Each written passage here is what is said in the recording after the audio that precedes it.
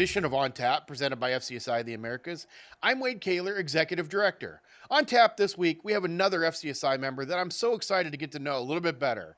Without further ado, please welcome to the show the president of 3PM Design, Mr. Pierre Metellus. Hi, Pierre. Welcome to the show. Thank you very much, Wade. I appreciate that. I appreciate the invitation. Definitely, it is an honor to be on top. I've seen a number of the programs in the past, but just to be, giving an opportunity to present, to be here, it's great. Thank Thank you. you. Well, no, I absolutely love doing these. Since we started these, it's given me the opportunity to just get to know a lot of members. I don't get an opportunity very often at events and such to sit down and talk with members one on one to get to know them better. So I might know them of them. We talked earlier. I might remember a face, but never get a chance to actually sit down and have deeper conversations. So these have given me the opportunity to really get to know, not just for me, obviously, but for everybody to get to know you a little bit better, what you do, and hopefully learn a little bit more about you. So, to get started, as we always do, just tell me a little bit about your background, how you got your start in food service, what kind of specialties or what kind of segments you specialize in. It's going to be a long story, but I'll make it as short as I can. Um, and since I was young, I always wanted to become an engineer. Okay. But based on where I was from, engineer could be an architect, it could be a mechanical engineer or electrical engineer, all the above. And then as growing up, going to high school, my focus says, okay, let me concentrate more on architecture, which, typically back doing technical high school, Okay. learning drafting. And then from there, went to college. I went to college in New York City, Okay. City College, part of the CU, Yep. CU NY, Yep. and got my degree in architecture. And then the 4 year degree, I did not. After, once I did my 4 years, they said, "Hey, you have enough credit, you can graduate." I said, "Thank you," and it's like I left. I didn't even stay for the last year, which is thesis. It was, I think, it was way too much. I just wanted to start the career, um, and then after once I get my degree, but while I was working, while I was going to college, I was working in a hospital. Okay. In that hospital, my specialty was food service Oh. worker. Therefore, automatically, I was working in the kitchen, commercial kitchen. The hospital is in New York. It is a nursing home still Okay. in service now in the Bronx. It's called. It was, I don't know. Yeah, it's still called Jewish Home and Hospital, Okay. and it had about 400 to 500 guests. And then I was working in the kitchen part time, and after school, and then went to work in the afternoon, and then go home and do my homework, do my everything that needs to be done. But I think that's the start, because learning architecture, working in the kitchen, but the I think the most important part was when the hospital decided to hire a consultant to redesign the kitchen, and it was a food service consultant. And that food service consultant is Clevenger Frable Lavati, Okay. and Foster Frable um, came to look at the kitchen and everything. Fortunately, the director of the kitchen was pleased of my work, my behavior, everything about me, and he knew that I was going to school for to become an architect. He introduced me to Foster Frable, Okay. and Foster Frable gave me a card, and it was like months after I had already graduated. I gave him a call and went for an interview, brought all of my, portfolio of every work we done in college, the 4 year of college, and none of them had anything to do with kitchen. Mostly a college work is open space, um, a lot of site, design, different building size, Mhm. museum and so on. And then I went for the interview and I got the job Nice. with Foster Frable, Clevenger Frable Levy there. Yeah. Very good. Now, how long were you with them before you went out on your own? I was with Clevenger Frable for 8 years. Okay. Worked with them as project manager. We have done a number of different type of projects, from hospitals, hotels, schools, and so on. And I was fortunate that they will simply give me a quick sketch of what the space should be, and then Yeah. I took it from there, drew everything, and then do the MEPs and everything, cut sheets, Yeah. the whole work that a consultant should be providing to a client. And yes, I stayed with them for 8 years, and then I moved on. Okay. And what made you decide it was time to go out on your own? I know a lot of consultants at some point have that epiphany or whatever it might be that it's time for me to do my own thing. What made you decide that it was time for you to branch out on your own to go do your own thing in your own company? Prior to even opening the company, when I left Clevenger Frable Levadi, I was offered a position with Rika Newmark Oh, okay. in Colorado. Yeah.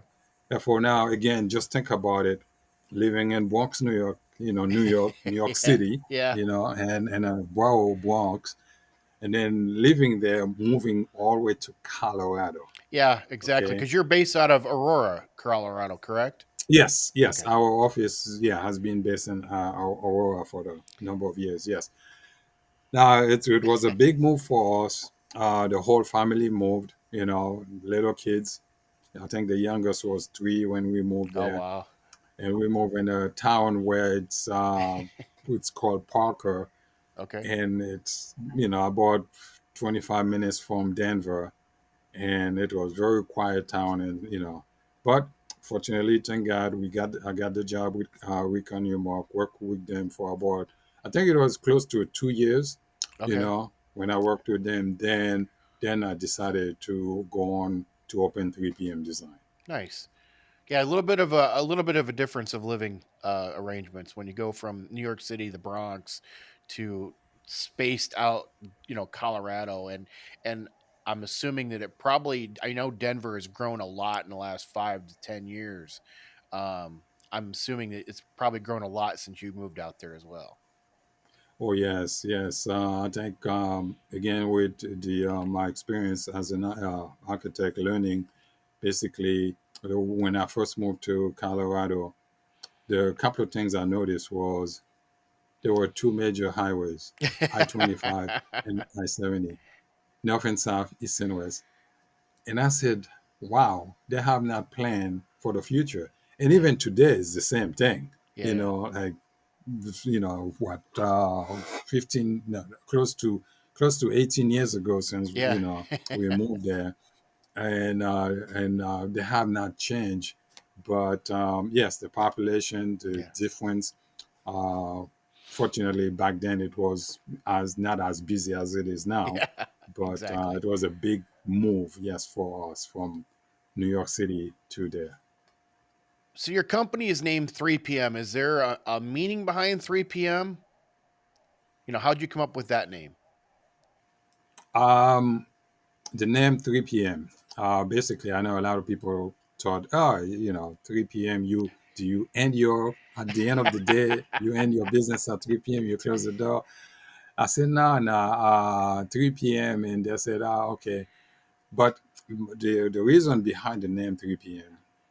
is when I was trying to find a right name for a company, I did a few search, and maybe I said maybe I called it Tellus Design or Met Design, something like that with Hmm. the last name. But I said, nah, I I'm a believer. I believe in the word of God. Okay. Okay.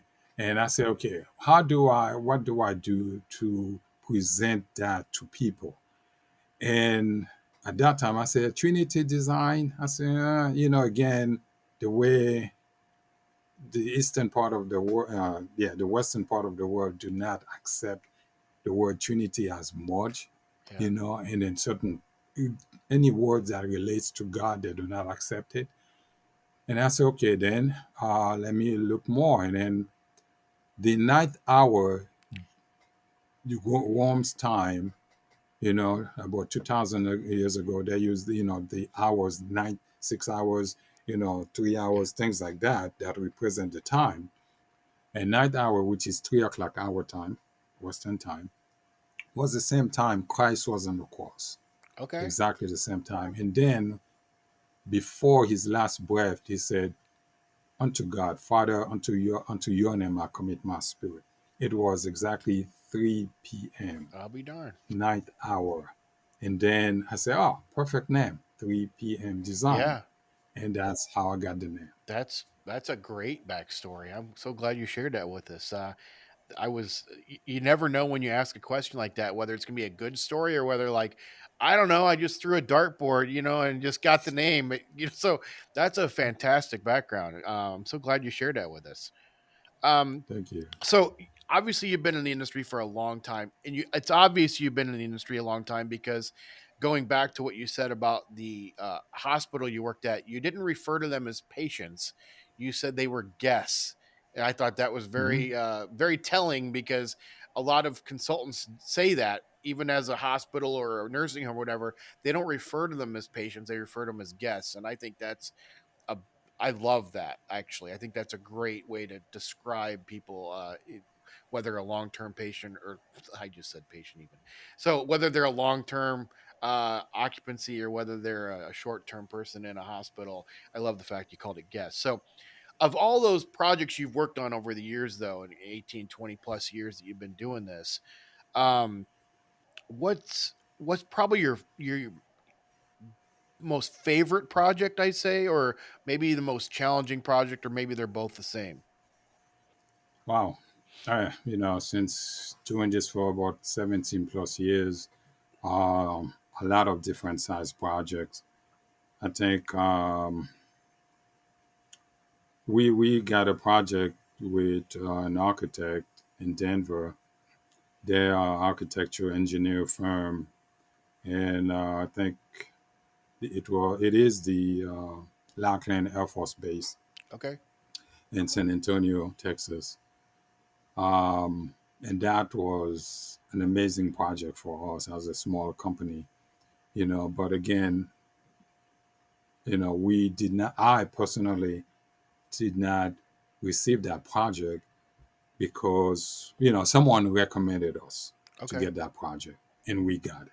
you Nice. know but that was an amazing project, again, for based on what you said earlier in relation to me, um, referring to, back then they called them patient, but referring to them as guests. We have done number of skilled nursing projects and nursing home projects and so on. And therefore, that's another form of different projects we've done. And again, as a consultant, the one thing I remember that Tom Rika said, never said no to an architect, because you never know if they're going to come back. Right. Therefore, when a project comes to us, we never say no, even though if it's not something I have done regularly or numerous times or often. But I will still say yes to it, and then provide the service. Nice. Is there a certain segment that 3 p.m. stays within, like of the industry, or do you truly still go after or work on any project that comes through the door, or is there a certain type of segment that you prefer to stay in? It's the word, I cannot, the word prefer. It's not, you know I wouldn't use that word Okay. personally. Okay. Prefer. You know, I think again, the opportunity come, and then we just say yes to it. Yeah. When we first started the company, 2005 6, um, the project that was coming to us was mostly school Okay. project, school Sure. districts. Denver Public School, Douglas Public, and so on. All of the public schools we were doing, we did a lot of them, and up to date, Yeah. we have. And as we, doing those other type of projects were coming, for example, restaurants and hospitals and Mhm. so on, laundry, jails, all of them were coming slowly. Yeah. And then, but right now, it's probably maybe 35% school and the rest, different Okay. segment. Nice. Yeah. So one thing I'd like to dive a little bit deep into, if you don't mind, is on the design side or the consultant side of the industry, especially what some people refer to as the stainless side of the industry, the kitchens and the sales and the reps and manufacturers and everybody. Our side of the industry is not very diverse when it comes to population of people. What do you think FCSI or other associations can do to better educate or to better recruit people to understand the availability of careers in this side of the industry, the supply side of the industry? What can we do better to increase our diversity when it comes to the backgrounds of everybody coming in? Um, when I first applied to become FCSI member, you know, I simply fill out the form, provide all the information they needed, drawings and everything. And then, yeah, a gentleman from New York, a consultant, um, came by and interviewed me at the office. But I didn't think of it as, based on your question, diversity. Yeah, I didn't, to me, again, based on my background yeah, in owning a company and being in business, for this long, yeah, that's not the first thing I think. That's not the first thing and in relation to like government project, I know that a lot of architects and certain consultant will want a minority consultant or minority group to be part of that team. But I, 3 p.m. design, Pierre Metellus, I do not go after projects in relation to that. sure, I look at myself as, first, I wanted to become an architect. I went to school, yeah, I got the degree of architecture. And that's how I built it. I didn't build good. it, oh, hey, I'm a black man. That, yes, you see me as that, but, you know, that's not Yeah, the closing door. That's not the end for me. yeah, Now, in relation to bringing in different groups, different, young, different group of people within FCSI, um, I think it has to start with, one, myself, and then a couple of other members. Howard, for example, who's yeah, been a member for a while, and president, Stanford. Um, I think if we could put some time aside and then go to colleges that it has engineers and architects learning, and then start with even going back to high school, yeah, to yeah, kids, educating them about architecture, and then telling them that, within the field of architecture, you yeah. have food service, you Correct. know, Yeah, and it's a specialty. And then that your decision, you know of designing a restaurant with an amazing bar, as soon yeah, as people come in, they see the bar, they see, a beautiful glass where the restaurant is, where the cooks are, yeah. you know and we can dress it up for them to become more, to want to be FCSI, to want to be part of food service consultant. Yes, Good. presently, yeah, there isn't a lot, unfortunately, but I think one is going to those school Yeah, children to start teaching them, you good. know, and that, I know sometimes,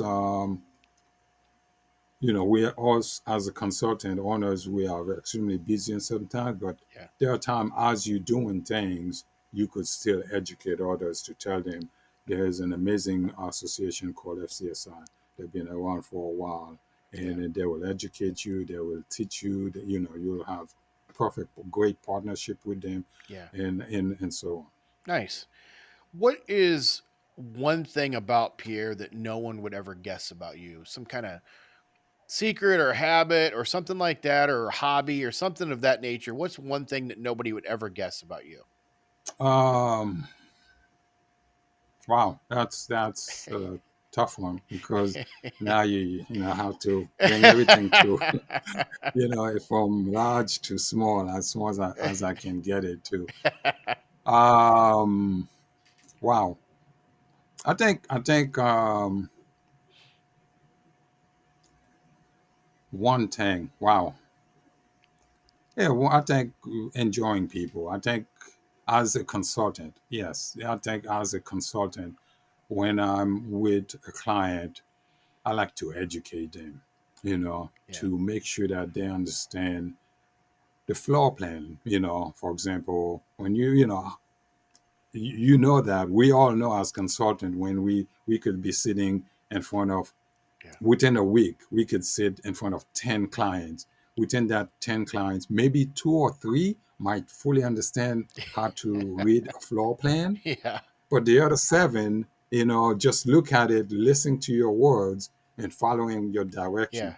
I think for me, the pleasure is sitting and trying to educate the client so that they understand, you know, the floor plan, the equipment, why we select certain equipment Yeah. as consultant, why, the consultant do not, you know, for example, in every project we do, we never, like if I have 10 projects, for example, within that 10 projects, we will have 10 different manufacturers Yeah. so that we do not favor one over the other, even though Good. the equipment are exactly the same, Right. you know, but 10 different manufacturers.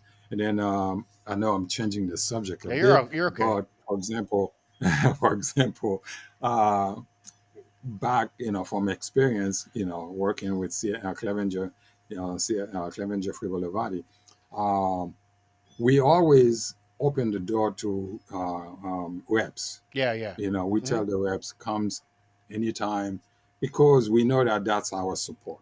And then with as we're designing, they will tell us, this equipment requires this equipment requires that, Yeah. and that's again you taking that same information and presenting it to the client so that they understand Yeah. the flow, the equipment, why we select certain equipment. But we all open. If they say, oh no, we prefer this over that, then we open to it. We just educate them Yeah. on on their choice. Nice.